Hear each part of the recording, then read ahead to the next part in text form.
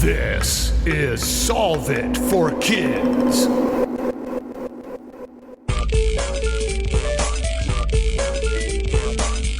Hello, my amazing and curious friends. My name is Jennifer, the Dean of all things STEM and STEAM, and this is Solve It for Kids, the science podcast that gives kids and families a peek inside the real world of scientists, engineers, and experts as they solve problems in their jobs using creativity, cooperation, and critical thinking. And now please welcome to the show my podcast partner, Galactic Space Geek, Jeff Gagne. Hello, Jennifer, and hello, listeners. Listeners, Jennifer and Jeff are on our summer break from recording fresh new episodes.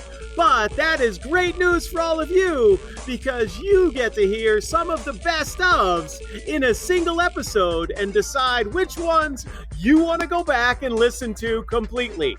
Today, we have some great episodes where everyone has a favorite. I wonder what yours will be. Yes, this is going to be so much fun. What episodes are we learning from today? The best of animals.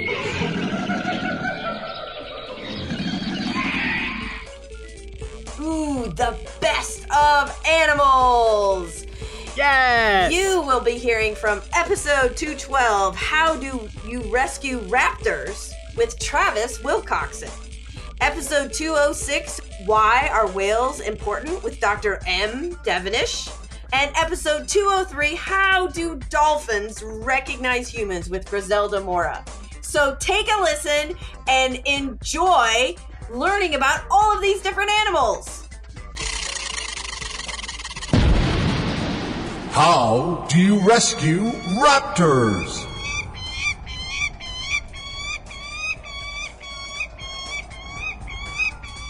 How do you rescue raptors? Oh, this is going to be such an amazing conversation. Who is our guest today, Jeff? Our guest today is the terrific Travis Wilcoxon. He is professor of biology at Millikan University and the president of the board of the Illinois Raptor Center. Welcome to the show, Travis. Thank you so much. Happy to be here. Well, this is going to be such a fun episode because I love to learn all about raptors. Like recently I've noticed them all over the place. Kind of there's like a hawk that I see on my house. So I'm curious, as a kid, were you one of those people that noticed all the raptors and the birds around you? When I was a kid, I noticed all of the animals. And I spent time in the creek behind my house. We oftentimes joke about how I used to just leave a note on the counter when my parents came home from work. It's like a creek, and they could reliably find me at the creek. Okay. So I didn't always have a specific interest in birds. Mostly I started with sort of fish and reptiles and amphibians. Okay. And when I went through college, I started to realize that when you're a scientist, the questions that you're interested in are kind of more important than the animals. Oh. Okay. Kind of grew into where my research questions led me to working with birds as well. Oh, that's cool. Okay. I so like I gotta that. ask, what was one of the questions that sort of detoured you?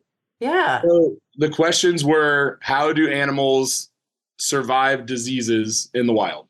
Oh. And okay. what have you found? Have you found any kind of answers to that? So we find some really interesting things with raptors in particular, that because they are top predators and they're eating everything below them, yes, they have amazing immune systems against the diseases that, say, other birds do. Wow.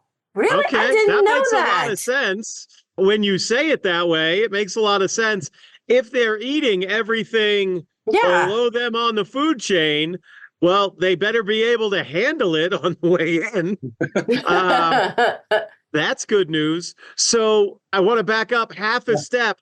How did that question lead you more to birds than to reptiles and fish? Yep. So I started with reptiles, amphibians, and fish, and we were trying to understand, with amphibians in particular, we're trying to understand a new fungus that was wiping out frogs and toads in the late 80s.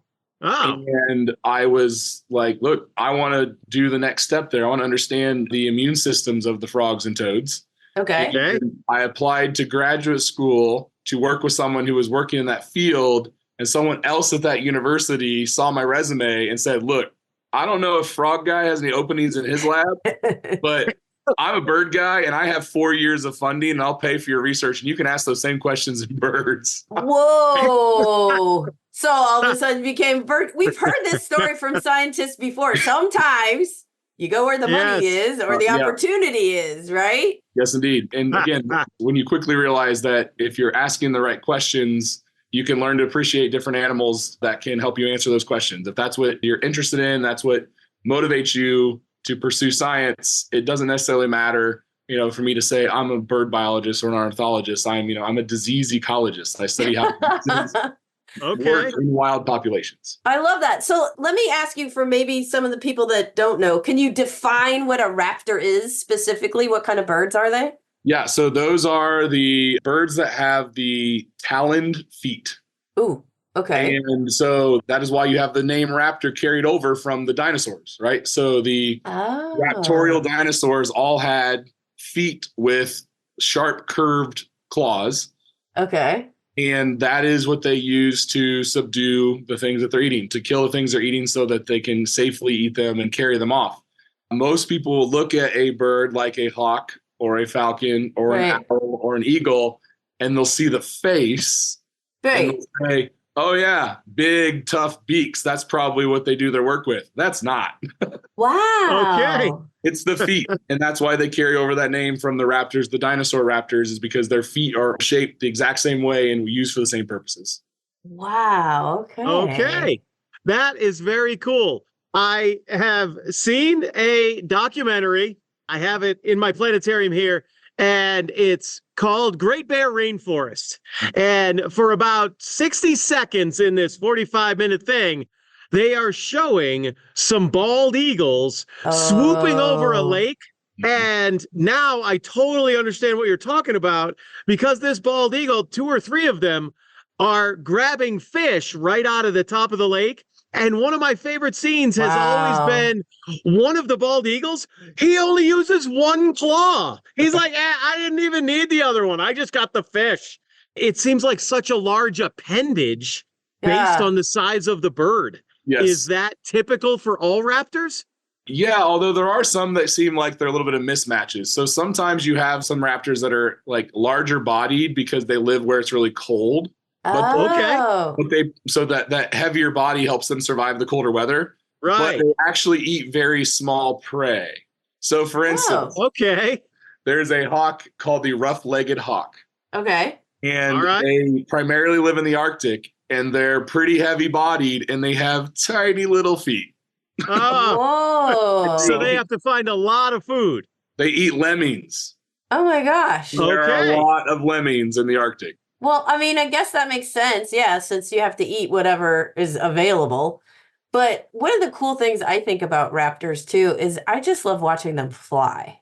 Yes. Right? They kind of glide more, and then it's like they don't flap, they just kind of glide. And then every once in a while you'll see them kind of just lift their wings. Right. And so do they have like special kind of shaped bodies to fly farther or anything? So, I mean, that varies greatly by the raptors. So the ones you're talking about would be, that type of flight would be typical of like a red-tailed hawk with their very broad wings, or a bald eagle with their very broad wings. Okay. But, we got to consider that raptors also include our smaller hawks like Cooper's hawks that cruise through people's backyards and eat birds at the feeders. Yes. And falcons that have very narrow pointed wings, because the peregrine falcon, of course, is the fastest animal on the planet, can stoop up to 240 miles per hour. And that does not work if you have big soaring wings. So while we picture raptors and we think about them sort of, like you just said, soaring through the sky, glinting on them, you're just as likely to find a raptor zipping past you at 20 miles per hour and hitting a bird that was sitting there unsuspecting of their presence. So. Oh my gosh, okay. This reminds me of that documentary thing of like, we always root for the one that documentary is made on. So this episode is about the raptors. So we're cheering for the raptor in that engagement. not the little bird. Yeah, exactly. Not whatever unsuspecting. Right. Now, it's the circle of life. Yep. And keep in mind that our research has shown that they're capable of surviving taking the sicker and the weaker animals. So in reality, you can feel bad for them, but a lot of the things that become prey were not in very good shape anyway. Yeah. Okay. Well, that's enough. good then. Yeah. Okay. So we've started to learn about raptors. Can we jump to our main question?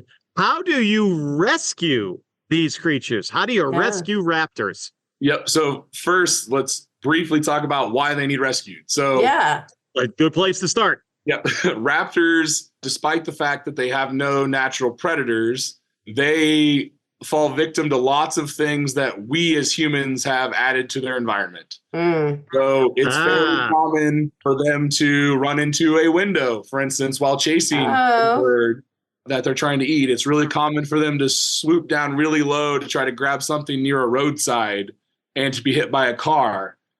It's very common for them to scavenge a pile of a carcass, say, of a deer that's been shot and eat the lead that's inside of the deer carcass. Oh, no. And it's very common for them to eat rodents that have eaten rat poisoning. Oh. And then the bird picks up the rat poisoning. Yeah. So most of the reasons why they need our help is because we are guilty of putting them in those situations. Okay. So what do you guys do to help rescue them? So the goal is to intervene, to be the reason why they don't die from those things. The reason why they can make it back out and they can hunt again and they can build nests again and they can baby raptors again. And so we rely first and foremost on the public to see an injured animal and to either call us or bring it to us, because then we can do the work of actually trying to get them back to good health. Why are whales important? Why are whales important? Oh my gosh, some of my most favorite creatures on the planet. I think we're gonna have so much fun talking about whales that are like literally in my own backyard. Who is our guest today, Jeff? I am jealous of that, Jennifer. Today, we have a wonderful guest who is going to help us learn more about it. We have Dr. M. Devenish. She is, in her daytime job, a leadership and executive coach and consultant. She is also an Amelia Island whale ambassador. Welcome to the show, Dr. Devenish. Thank you. Thank you so much, Jeff and Jennifer. I'm so happy to be here. Well, we are thrilled to have you, and we're going to talk about a lot of cool things, especially whales, which are in my own backyard because I live in Jacksonville. So I'm like, wow, they're that close. But what I want to know is, as a kid, were you always interested in whales and like animal conservation? As a kid, I was always interested in the ocean. And I will say that because I spent a lot of time at the ocean growing up. So it's always been, I love the water. I'm always the happiest when I live by the water. And Me through too. that connection, I really learned to appreciate nature. And then, you know, all things nature related, hiking, birds, trees. Exactly. I don't have any domesticated animals, but I like to see them in their natural habitat. Oh, there you go. Yeah. Nice. So if you don't mind my asking, where did you grow up? And when you went to the ocean, which kid were you? Were you the collecting shells, laying on the beach, or were you always in the water? I think I was a combination of always being in the water, swimming to take breaks, as well as walking along, you know, the shoreline, collecting shells, but putting them back in. I would rarely pick something up and take it with me because I just like to leave it where it was. And I felt like it had a purpose there and it wasn't for me to take something away from that beauty. So I like to go and appreciate. And growing up, I grew up in a lot of different places. So I had lots of opportunities to live by the ocean. I've lived on an island. I've lived places along the coastline. You know, my family traveled a lot. And as an adult, I had the opportunity to both live in California. So I was in Southern California, only 7 minutes from the beach. So that was fantastic. Wow. Nice. And I also got my PhD in film studies from the University of Sydney. So I was by the water for several Oh my years. gosh. A great place to do your dissertation. I would imagine, yes.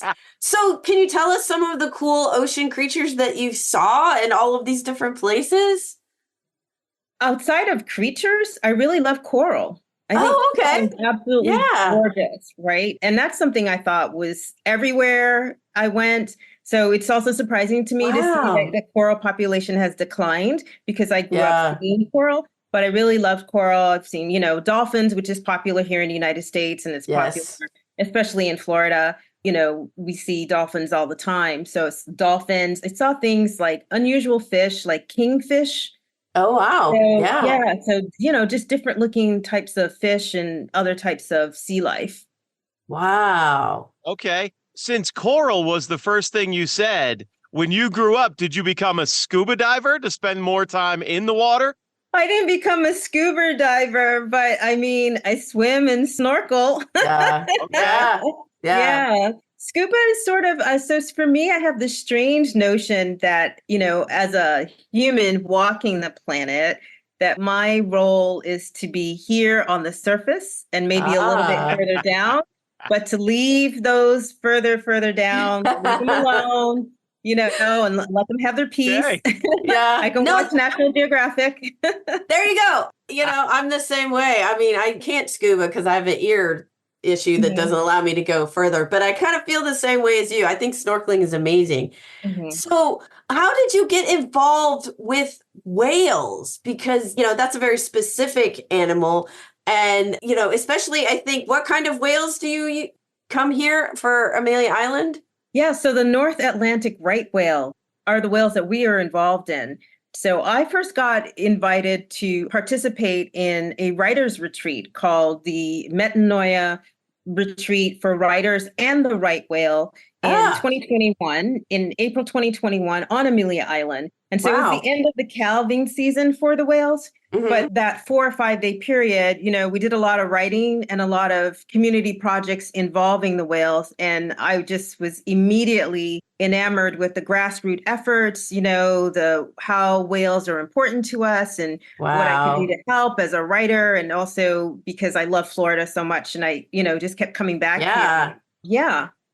So I think you just said it yourself, but our main question for today is, why are whales important? Yeah, so whales are really important to our ecosystem. They help us breathe.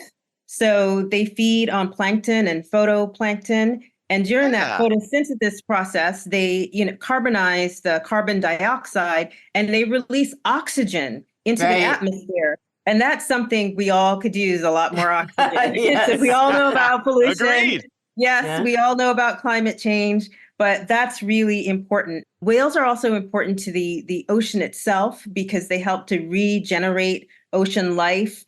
And the food sources that they leave after they expire, it's about a 50-year span of resources for other sea life. So, so whales are really important for that reason as well.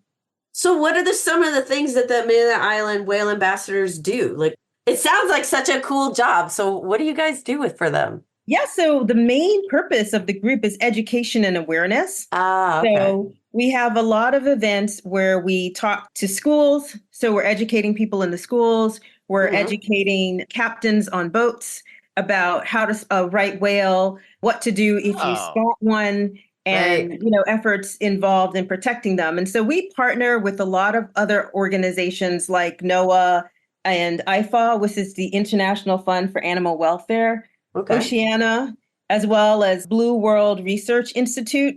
So where Joel Cohen is one of the filmmakers there, he does a lot of filmmaking of right whales and posts that. And we talk to everyone in NOAA involved with the North Atlantic right whale. So the North Atlantic right whales come down from Canada. That's where they start. They take it's about 2,500 miles. So they start along the shoreline there where they feed and they live and they play and they make their way down to Amelia Island so they can give birth to their calves. So and they do that between November 15 and April 15 of every year. Wow.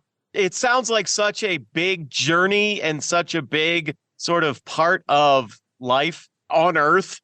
just whales doing that whole migration. And like, did you end up at a specific event? And what about that event sort of tugged on your heartstrings that got you to want to become involved as a whale ambassador and not, say, a coral ambassador or a jellyfish ambassador to do something else? Well, if you've ever been to Northeast Florida and you've ever spent any time on Amelia Island and Fernandina Beach, you'll see how peaceful and beautiful it is. It's the Northeast and the Atlantic. I've always loved the Atlantic Ocean, and that's probably because when I grew up, I spent most of my time on the Atlantic Ocean. Right. And in those waters. Right. So, and when you see that and you think about preserving nature and living harmoniously with our ecosystem, you can't help but love the North Atlantic right whale. And if you've ever watched any of the films that have been produced about the life of the right whale or saving the right whale, you're going to need some Kleenex. Because it's really, really touching. And the fact is, the whales are almost near extinction, mainly due to humans, not because of some other factor. So the main causes are vessel strikes. So vessels that are going too fast. And right whales are hard to spot because they don't have any dorsal fins and they swim really close to the shoreline. That makes it difficult to spot them. There's also, in terms of fishing, they get entangled in the ropes. So there's a big push to have, ropeless fishing gear. It's a change because you need technology, you need investment, you need cooperation of the fisheries, et cetera. That's a long process, but we don't know how much time we actually have because the last count was there were approximately 340 right whales left in existence. And in this season, we've had about 74 right whales were spotted along the northeast coast of Florida from Amelia Island all the way down to St. Augustine. And of the 74, I think 17 calves were born so far this season, which is a lot. Yeah, because there was a lot. It's a lot. There was a drop since 2017, so the numbers are slowly coming back up. But we need that to be more like 60 or 70 to bring the population back. How do dolphins recognize humans? Ooh, how do dolphins recognize humans? This is a great question. Who do we have as our guest today to answer it, Jeff? Our guest today is the wonderful Grisela Mora. She is a dolphin trainer in Cabo San Lucas, Mexico. Welcome to the show, Grisela. Hey, everyone. I'm very glad. I'm very happy to be here, and I'm very excited. Well, we are excited to have you, and we get to talk about one of my favorite topics, too, which is the ocean and the animals that reside inside of it. Yes. I'm curious, did you always know you wanted to be a dolphin trainer, even when you were a kid? Well, when you're a kid, you either want to be president or you want to be an astronaut or something like that. Honestly, I never thought I was going to end up working with dolphins. I didn't even have a memory of me seeing dolphins when I was little. But I got to tell you, when I first saw, touched, fed a dolphin, I knew that was what I wanted to do for life. So that was when I was 18. That's awesome. You're never too old for dreaming. That's awesome. I was just going to ask, how old were you? So you were 18. And what was it? Were you on vacation? How did you get your first experience with a dolphin? Well, I am a photographer. Honestly, I'm a photographer. So I started working for the photo stuff in these dolphin places that you visit, Jeff. So the very first time I saw them, and I was literally standing over there seeing at the dolphins doing their thing, and the trainers doing their thing too, and I was like super impressed. So I was like, wow, this is something so cool, and I wanted to learn more. So I asked for the chance to volunteer for the trainers. And they gave me the chance. So I was volunteering with them for almost 2 years. Oh, wow. And then here I am. So what do you love most about dolphins? Is it just dolphins in particular, or do you like all kind of animal creatures? Well, I do love all animals. Sea animals are definitely my favorite. I love the ocean and everything that goes along with the ocean. But dolphins, they're just as special. I don't know. There's something like it's so amazing for me that I get to spend every day with them and a bunch of time with them. Yes. It's like so, yes, you can get your relationship with your pets, with your cat, with your dog. But having a nice relationship with a big animal and a super smart animal like a dolphin is just amazing. That's what I love the most. How I can get to connect with them in a way that you cannot imagine you can have a connection with an animal. That's so cool. What you actually just mentioned, the relationship that you have with them as their trainer and working with them every day, leads us right into our main question of how do dolphins recognize you humans? I was fascinated to learn this answer. Yeah, well, as you could tell, they're super, super smart, and body language is different, right? Okay.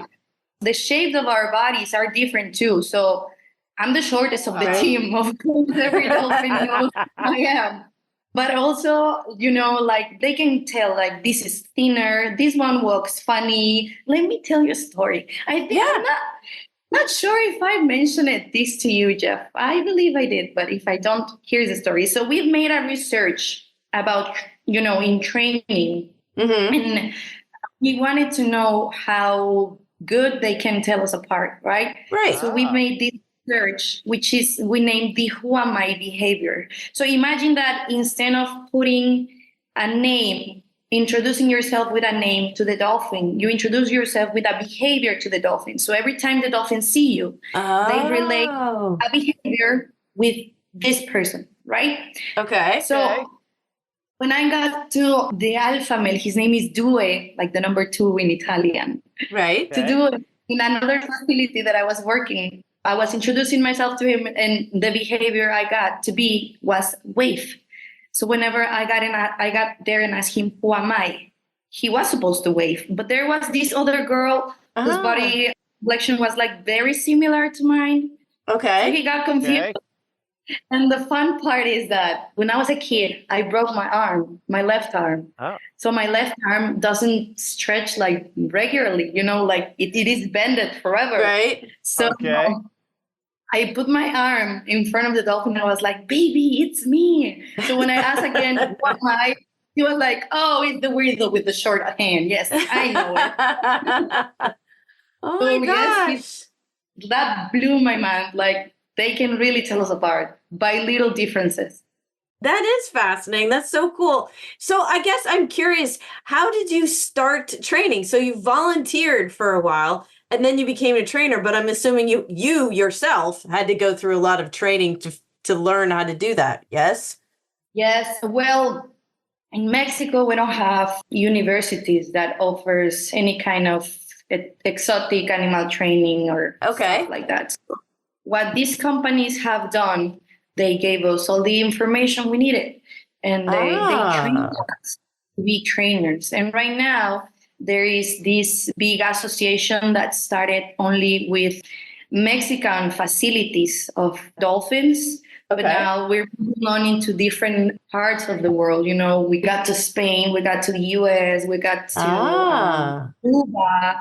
So this is named Asociación Mexicana de Especialistas en Mamíferos Marinos, all right, in Spanish. Mexican Marine Mammal Specialist Association.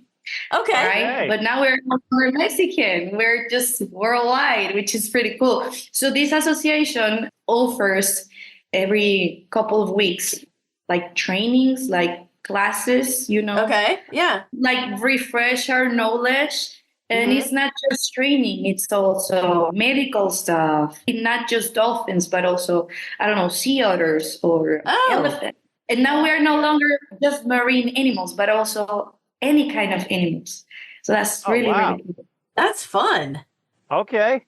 So since you just mentioned that, I don't want to drift too far away from dolphins, but is training dolphins similar to training other animals, or is it different in some ways? It's really the same. The technique we use is named operant conditioning, which is basically you gave an exchange of something the animal loves for the behavior they're performing. All right. Okay. It's like when you are asking your dog to sit, you're going to give a treat or you're going to give them lots of love. It's literally the same way. That is the same technique. Okay. You definitely handed off a lot of snacks to Kobe when we were there. And let me tell you something right now, we added a few pounds more to that diet since you get there. Oh, wow. So can you tell us, people might be familiar with training your dog. Can you tell us a few of the cool tricks or things, behaviors, I guess, that you get the dolphins to do? Well, definitely all of the high energy behaviors like doing somersaults, backflips, spinners, and stuff like that. Yes.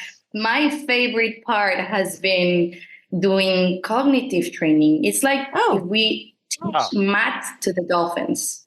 An example, we can ask them to add 2, 3, or 4 behaviors on the same time. Oh, wow. And then separate them. Put them back together, or the one twist them all over. Like the one you did at first, you're gonna do it at last, but the one you did at last, you're gonna do it at first. And it's a sequence of 4 different behaviors. So that is really my favorite part. Right now, I'm working. You met Kobe, Jeff, and I'm working with him a little bit with this cognitive training. I am teaching him behavior that we named wait and go. So usually when you ask any behavior, let's pretend you have a dog and you want your dog to spin around, and you tell spin, and they are going to spin right away. Right. Well, when you add wait, you got to spin, and then you say go. And the dog starts spinning. That's the same thing that I want to do with my Kobe. Or an example, when you're teaching them to wait a little bit to go for their bowl of food, it's like you have them sitting over there waiting until you said okay or go, or it is the same. So that's what I'm working with Kobe. Everybody's got a favorite animal, no matter who you are. These are just 3 of our best ofs for our animal episodes. If we hit on your favorite, be sure to go listen to the full episode. Absolutely. And you can find all of our episodes on our website, solveitforkids.com, or anywhere else that you listen to podcasts. And if you liked our episode, or if we talked about one of the animals that you like, be sure to tag us on our social media. We are at kidssolve at Facebook, X, and Instagram. Next week, you'll be getting another best of on a whole different topic. That's right. Until then, you'll hear Jen and Jeff on Solve It for Kids.